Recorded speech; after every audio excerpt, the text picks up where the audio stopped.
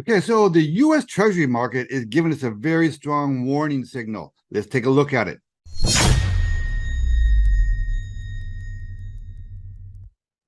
Welcome back. I am your host, moderator, and all-around nice guy, Edward Anderson. Today, I want to talk to you about how the U.S. Treasury market is signaling some really ugly times coming up. So let's take a look at the story.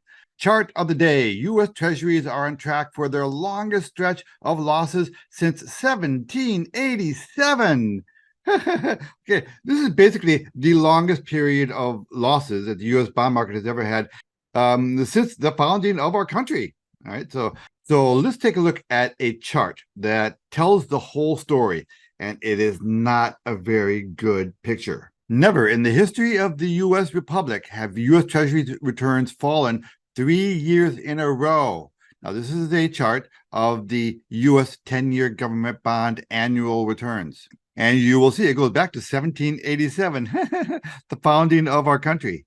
So that's our first big warning sign. So in case you've been hiding under a rock here this past year, the Federal Reserve has been raising rates aggressively. And as you know, as rates go up, the value of bonds go down. So for details on that, let's go back to that article. The pain in bonds has been driven by aggressive interest rate hikes from the Federal Reserve.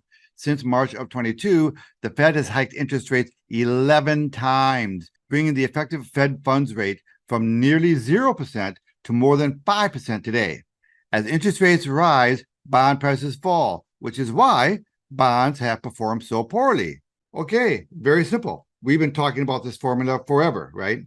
Now, one of the Fed's mandates is to keep inflation under control, and they've been failing at that very poorly. Anybody who does any kind of grocery shopping or just lives their lives has seen the cost of living go up dramatically the past year and a half. I mean, one anecdote is that whenever I go to my gas station to put gas in my car, I always pick up a coffee, and I get a large. And, a year ago, that large cost me 89 cents. Today, it's $2.35 for the same cup of coffee. And I fully expect inflation to get worse. We're not at hyperinflation yet, but we're moving in that direction. One day, you're going to wake up and we're going to be like Venezuela or Argentina. And one of the largest driving forces of that inflation is going to be energy. Market expert says $100 oil is in sight as China takes to the skies. Okay, so China has been locked down forever, because of this worldwide flu, and they've just now started to open up.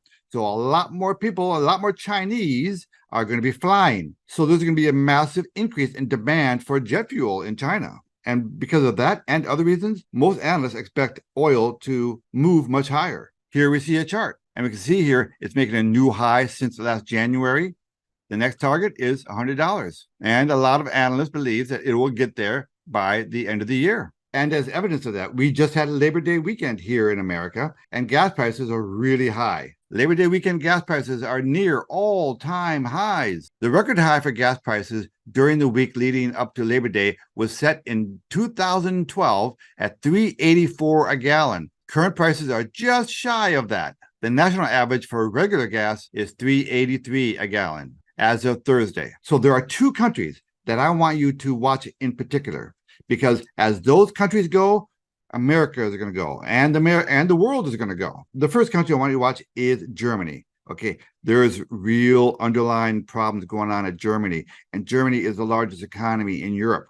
And China just canceled a $100 billion car deal, automobiles, with Germany. That is a real kick to the gut for Germany because their auto industry is their largest industry. Ouch. And China, as we all know by now, they're having their own economic issues that is going to send shockwaves around the world. And a good sign of that is this automotive deal that they just canceled with Germany. Now, one of the reasons why we need to worry about China, because China is the second largest holder of U.S. securities. And that was the issue that we were talking about just at the beginning of this video. Also, remember this? Remember a couple of months ago when Biden banned range of U.S. high-tech investments of China, citing national security risk?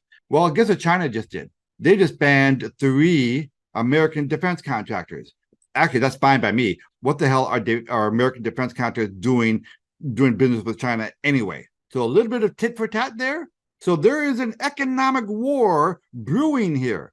Whether or not a World War III shooting war starts, we are in an economic World War III. It's been underway. Don't forget about the BRICS. So this is basically a reminder video that there are a lot of underlying economic issues that a lot of people are not really paying close attention to.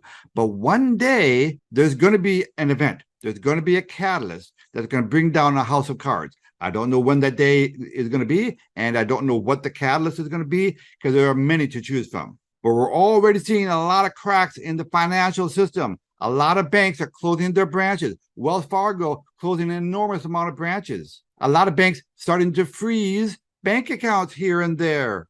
Get your money out of the bank. The banks are not your friend. Just keep 1 or 2 months worth of bill paying in the bank. That's it. Get the rest out of the bank. Get it into gold and silver. And establish streams of passive recurring income. Ed Anderson, live from Minnesota, signing out. Copy that.